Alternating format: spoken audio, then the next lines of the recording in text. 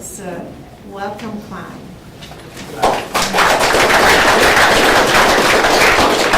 Just on timing, Dr. Kwan and I were just looking at the time frame. So we're working to, we'll cut the afternoon tea break, which is scheduled for 1:45 to 2.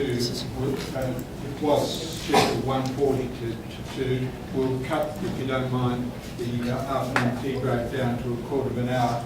So Dr. Kwan's got through till quarter to 2, so he's going to do his best to run through the therapies. In fact, with regards to timekeeping, Judith mentioned to me that we are not quite on such a tight schedule plan, and we might bring in some little cup of tea or something like that, but keep going with our talk, which is apparently allowed. So she encouraged me to just keep going. Yeah, okay? But Professor Demopoulos will be coming in at 2 o'clock. So we need to be ready yeah, for 2 o'clock. Yeah, that's the message. It's hard sitting through 3 lectures and then onto the 4th one, isn't it, without a stop. First of all, I'm amazed at how many people turn up for this talk or this session. Waldenstrom is certainly not a common condition, as you've heard. I just wish to re-emphasize the fact that some of you indeed will be extremely knowledgeable, going through internet and getting all up-to-date information, and some of you maybe less so.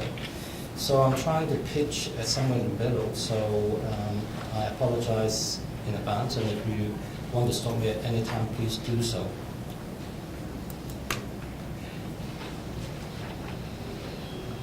This is not mine.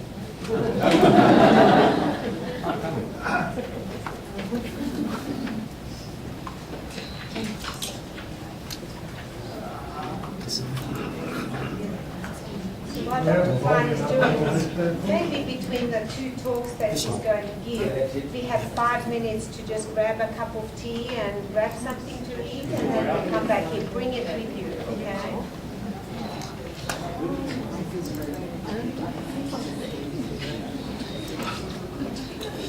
Now, the title is tricky. I brackets in Australia.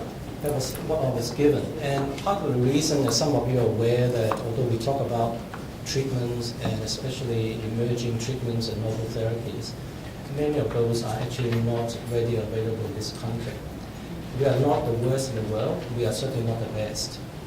And we certainly have a few of these agents available, but as you can see at the end of it, I'll summarize the tricky situation as to the access to therapies.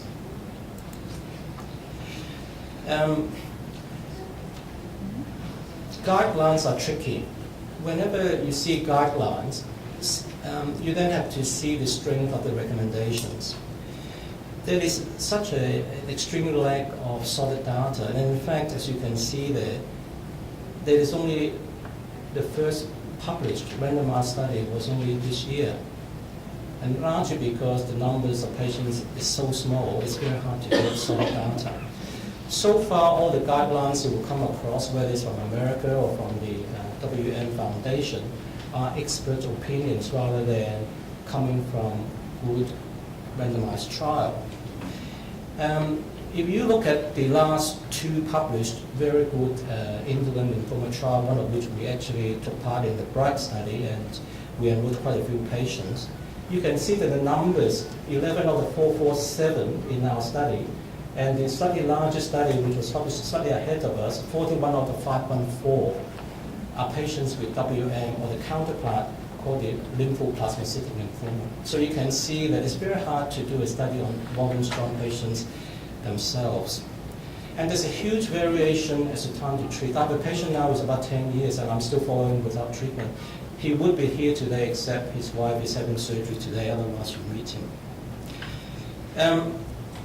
Cure is an interesting word because there is such a thing as a functional cure. In other words, you still have the disease, but effectively it's not affecting your lifespan. So hopefully for myeloma and for Waldenstrom's, we are at least achieving a functional cure for many patients. But I do think there's a spark in there because with the knowledge available, especially myeloma, I think we are starting to really talk about cure, and I think that time will come. So the bottom there, 0.2% of the New South Wales cancer statistics are Waldenstrom's patients, and it's only a few hundred, as you said, per year. 0.2% of all cancers. And this is the famous first published randomized trial in 2013, and it compares with a good old drug called corambosol. It has been around longer than I've been around. And it's always nice to hit an old drug, isn't it? Because obviously it wouldn't be bad.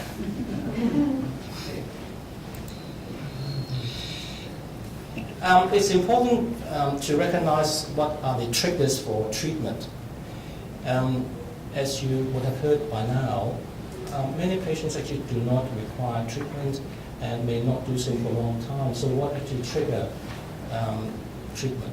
The first thing would be so-called the weeds crowding up the garden. I actually thought within that box was the weeds. Until you pointed out that they are vegetables. I thought they're just very tall weeds. You should come to my garden and you realize what I mean. So, of course, with the bone marrow being crowded up, you have low blood counts. And the fact that you have a tumor, and sometimes because of the bulk of tumor, or sometimes the body response to the tumor can generate little molecules in the body that make you feel fatigue and other constitutional symptoms like fever, sweat, and weight loss. Viscosity is a big problem, and you have seen the diagrammatic representation of the IgM molecule. It's a huge molecule. That's why it's called macroglobulin. And because of that, it tumbles in the blood and circulates in a very clumsy manner. So the blood becomes thick and circulation is impaired. And typically, a patient may have nosebleeds because in the nose, the blood vessels are very superficial, and if you've got sludging of blood there, it sort of becomes distended and very easy to bleed there. It's very typical. Impaired vision, because of the back of your eyes, the retina, the blood flow is sludged. Typically, the patient can panic and have a whole range of neurological issues. In some patients, the proliferation of cells can lead to enlargement of lymph nodes and liver and spleen. Neuropathy is very important, but here I have to stress, in these patients, the neuropathy may not be due to WM, because patients are elderly. It may be from diabetes, so don't jump to conclusions. It's very important to actually find out what the neuropathy is due to. And in fact, there are studies that can be done to tell the difference. Bone disease in WM is extremely rare, as distinct from myeloma. WM behaves more like a lymphoma. IgM myeloma is extremely rare. Neuropathy due to IgM is seen in up to about 20% of patients, and commonly it is sensory disturbances, as you have heard from Dr. Cunningham. And these are some of the tests you can do, especially anti-MAG antibody. It is available. It is actually done at St. Vincent's Hospital, and also I strongly advise that the patient should have conduction studies. In other words, needles put into a nerve and muscle to see how the nerves are behaving, and even up to a nerve biopsy, because it is important to show that there is IgM deposits on the nerves before you conclude that it's due to Waldenstrom's. And as you've heard, the mechanism of disturbance is because of this breakdown of insulation. Basically, the conduction of nerve impulses, instead of jumping from a node to node, you have no insulation and basically just go entirely haywire.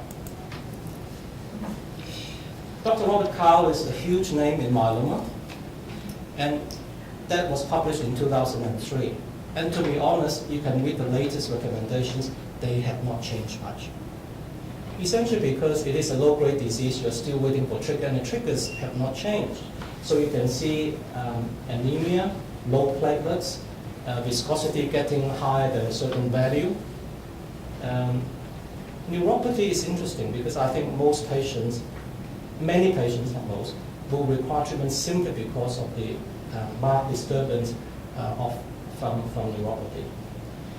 IgM is an interesting protein. I often call it a cold protein or cryoprotein. So it can cause clumping of red cells that can produce its own problems like very blue and painful fingers, or sometimes this protein can cause breakdown of red cells. So when that happens, the patient also needs treatment. You can look this up on the web, if you haven't done so already, from the American NCCN or National Cancer something guidelines. And this is probably the latest, although Professor Demopoulos did point out to a recent meeting, but in fact the guidelines are much the same and they are not published. This is the most recent published guidelines I can find. You're not supposed to read this, but it does give you what they show if you were able to get a copy of that. And that is, it has how you diagnose the condition, how you do the workup, and then the treatment, and then further down the page, what happens if the patient relapses. So the indications for treatment are there, much like what I've shown you before. And the primary treatment include plasmapheresis, which is just basically trying to remove the plasma and replace with something thinner, or primary therapy, which is either single agent or a combination therapy.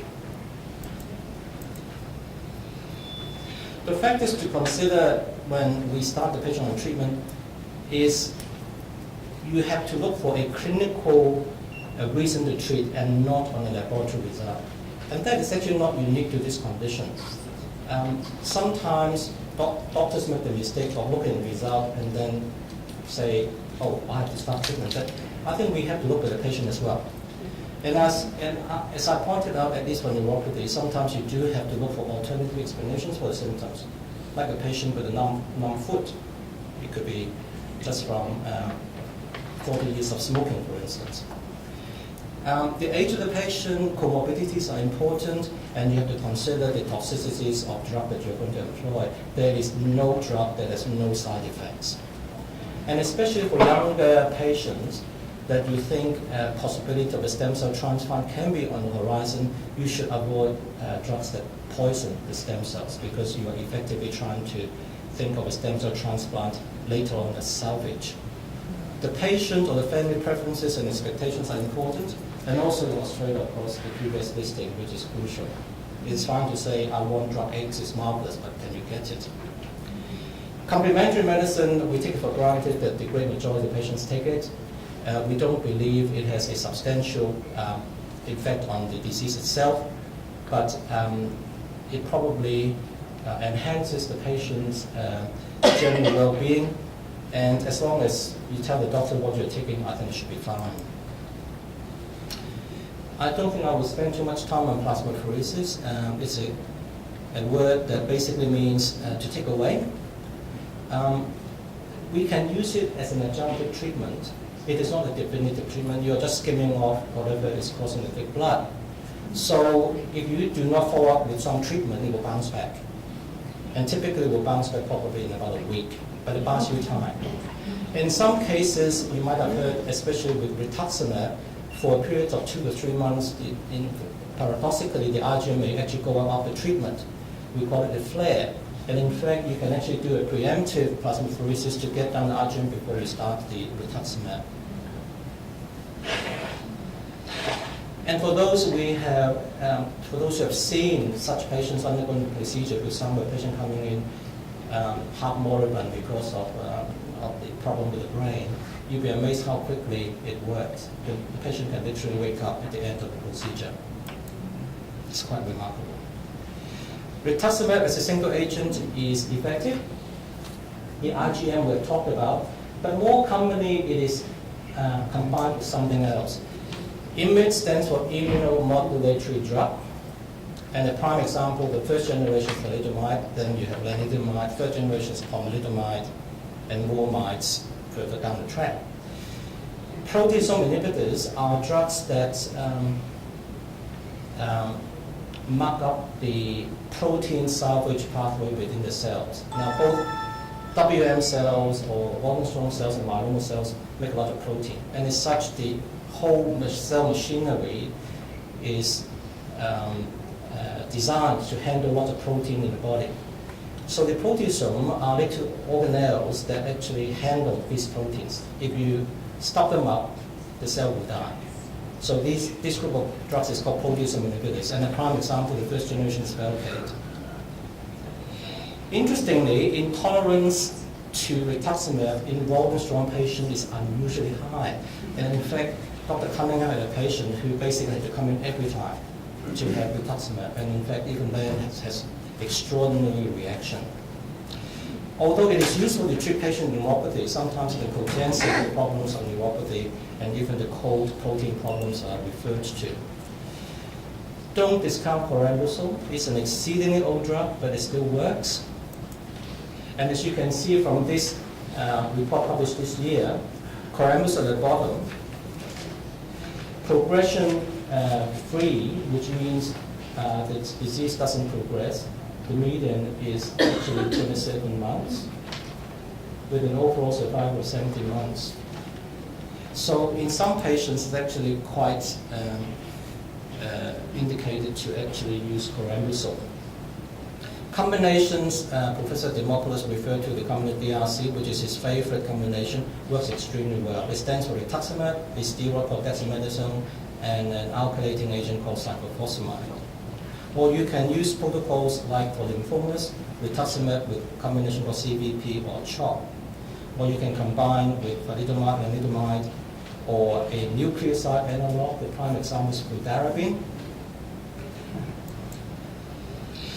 Just a word about fludarabine. It is very effective, but it has its own unique side effects. Notes that the risk of transformation to leukemia or one run down myelodysplasia in 10 to 15%. And in fact, we also know quite recently that it can increase the risk of transformation to a high-grade lymphoma. And it's also not friendly to stem cells. So if you have a slightly younger patient who you think you may be doing transplant in the future, do not use fludarabine as your first choice. Bendamustine, that was one of the trials we were involved in. And indeed, it's a new old drug. It came from East Germany. It's a very interesting drug, and by the time it came over to the Western world, a lot of the original data apparently could not be located. But it is a very interesting drug. It is now very much publicized in our own literature. And just to show you this comparison, where within that study, they isolated the patients with lymphoplasmacytic lymphoma, which is the lymphoma counterpart of Waldenstrom. And you can see that using bendamustine and rituximab in the red line compares extremely well to a rather conventional combination of rituximab and CHOP treatment, which is like lymphoma. So in summary, the frontline treatment, first of all, for symptomatic thick blood, you can do plasmapheresis. You can certainly use single agent at the start, either rituximab or corambucil in selected patients, with the proviso that you can get hold of rituximab. Rituximab-based therapies are generally preferred as an initial treatment, as pointed out by Professor Demopoulos. And probably at the moment, probably the combination of DRC would be my choice. But also, combination of thalidomide are suitable because none of these would poison the stem cells. So DRC, the R-CHOP, or the combination of thalidomide. But since thalidomide itself can cause neuropathy, it would not be my first choice. For patients with viscous blood, the cold protein problem, you can use combination with Velcade in it. For bulky disease, you can go with bendamustine.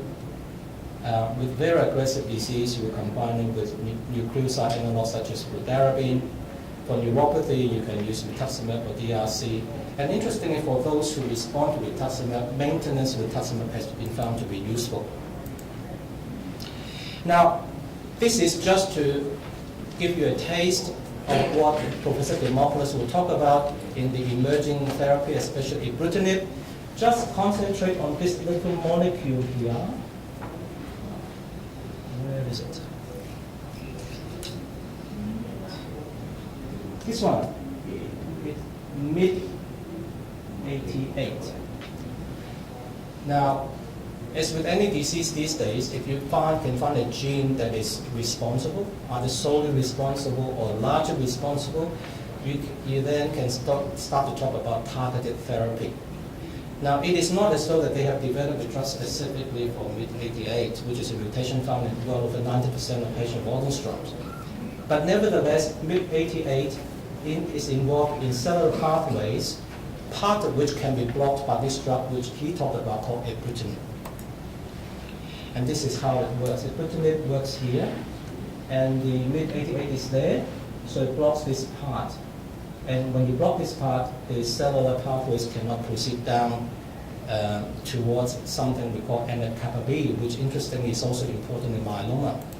The bottom line is it has, the initial report was extremely impressive. First 35 patients recorded rapid response, and in IgM, median follow-up 6 months, only one progressed and received breakthrough approval in FDA.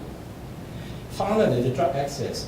For a drug to be available to us or to you, first of all, it has to receive TGA listing. When that's listed, it means you can buy it. Someone can buy it. And then, of course, the next step is to wait for PBS listing, which means that the government sees fit to subsidize the treatment. Nowadays, there is no cheap treatment. All these good new drugs cost at least tens of thousands of dollars. And then after that, you still have to see whether the hospital puts it in the formulary. And then there's a difference between public hospital versus private hospital. And some years ago, there was a difference between Victoria and New South Wales. So there are lots of things in the middle that need sorting out. And there are other avenues. For example, maybe you can negotiate with your private health insurance if you have medical insurance, because they may come to pay maybe 50% of it. Some companies will say you pay for the first X number of injections and will provide the rest free. Some hospitals have drug committees you can approach. In other words, it may not be available at first pass, but perhaps you should negotiate with your doctor to see if the doctor can suggest something. Thank you.